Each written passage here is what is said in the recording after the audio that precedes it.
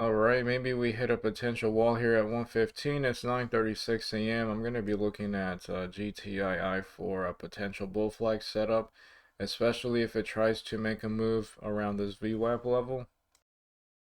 All right, I just got out of the position and did do a bull flag, and this one wasn't horrible actually for, an OTC setup because again, I've been kind of jaded. OTC setups haven't been working recently, but OZSE did work yesterday. I could have made more on that. And then this one, I think I did this one the best that I could have. Again, getting out of this thing where a lot of OTC bounce setups just haven't been working. This one got to the goal, which is VWAP, and it can try to get higher. And it can even try to break the day high, which is 115.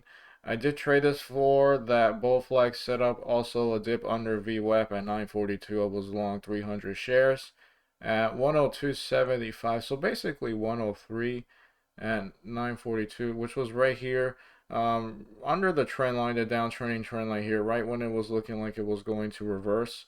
I got in it for that reason, and my risk level was proper this time, unlike the trade I had with Rivian. It was the bottom, which was a nice round number of $1. If it was going to break under $1, which always had a wall of bidders, if it looks like it was going to, get under it and go back to being under $1, I was going to sell my position. I did sell 200 shares at 948, which was right here, right before it started to work, because I didn't like the price action. I didn't like how the volume was kind of drying up. It wasn't as good as it was previously. And again, a lot of these OTC setups have been failing. So with that in mind, I did sell a majority of my position. Maybe, hindsight 2020, maybe I should have just sold half of my position, which is what I normally do. And I'm glad that I stuck to my risk level. It never broke below $1, and I did sell the rest at 950. Again, the volume was just drying up, but it is still working. I did sell right here at 107 and a half, my last position, which was 100 shares. And yeah, this thing is starting to make a move towards VWAP, not VWAP, the day high, which is 105. I'll make an update as to whether or not it does that later. Obviously, I could have made a lot more, if I never, best case scenario, never sold, right?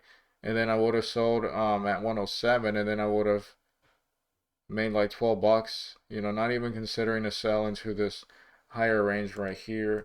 And I guess at this point, I would draw a trend line right here from this corner to this corner, and it's still following it. Maybe I should have sold 50 shares and then have 50, shares my last piece as a position to sell once it breaks this uptrending trend line. So yeah, I could have made a lot more money with this one right here, a lot more money. But I at least didn't just sell everything and not stick to my risk level, because I've done that before. I'll make an update later. There isn't anything else that I'm really looking at right now besides GTII. Okay, it is 10:30 a.m. I think I might not trade anything else. I'm actually gonna go to the junkyard and just spend some time there. I was watching it for a potential second setup where it went under VWAP, and I also thought that this thing could be something like a head and shoulders, a shoulder, the head, and then it can have a dip, and I can buy, and then I can sell into a shoulder, and then also a move towards VWAP. It's really nice when multiple setups kind of work together. Like in this case, it was a bull flag, and it was a dip under VWAP. And I've learned that, the second one is not always as good as the first one, at least most often than not. It doesn't work as well.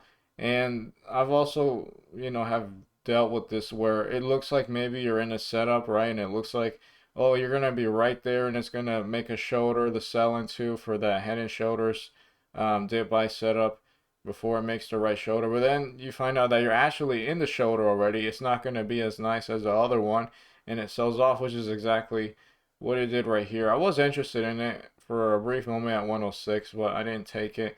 And yeah, this one didn't really make a move towards the upside, and the volume wasn't as nice as the first one. Of course, this is how they all trade. It's not unique to GTII. And this one was super nice. Two things I could have done better. Again, when it wasn't looking too nice, I could have sold just half of my position, not everything.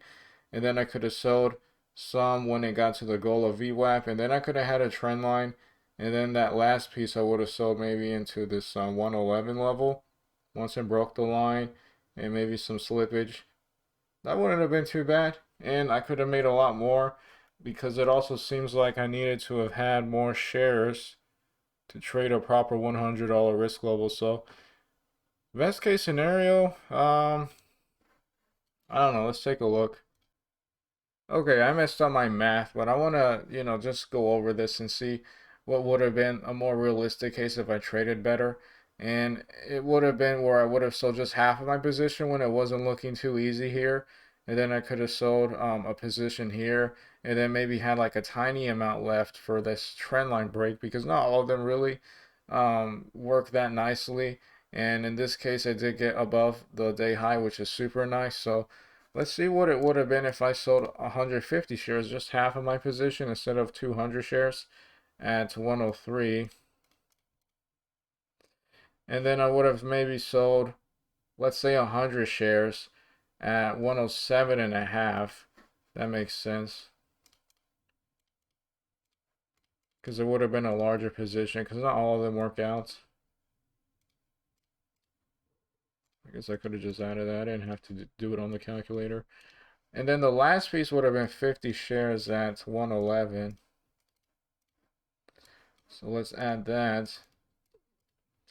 And then that would have been 317. So when we divide that by 100, because that's not 100, 300 shares. It would have been 105.8. Would have been a little better.